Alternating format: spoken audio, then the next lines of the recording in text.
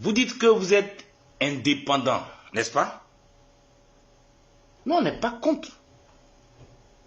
Mais indépendance là, il faut savoir c'est quoi.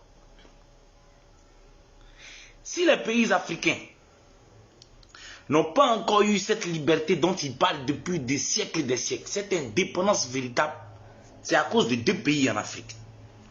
La Côte d'Ivoire premier et le Sénégal deuxième. Le Sénégal, j'en viendrai plus tard. La Côte d'Ivoire. C'est à cause de la Côte d'Ivoire que toute l'Afrique ne s'est pas libérée. Pendant que les Kwame Nkrumah parlaient de liberté africaine, essayaient de faire un combat, les Thomas Sankara et les Sékou Touré, je n'en saurais citer tous ces grands leaders, au temps où ils réclamaient l'indépendance de l'Afrique totale, il y avait encore les gens comme les Houphouët-Boigny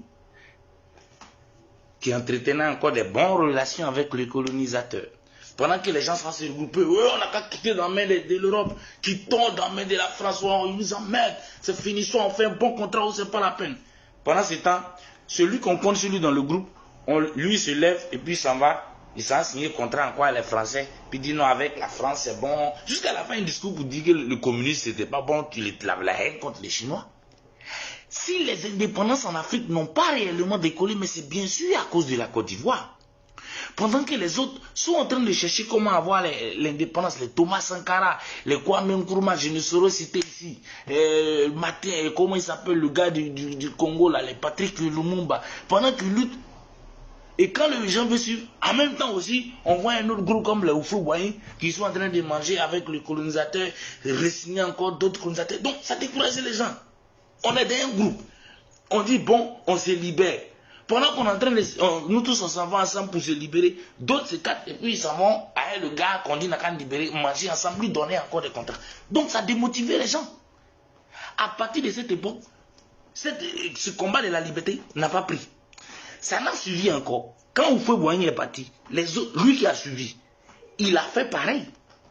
Lui voulait seulement s'asseoir, manger bien.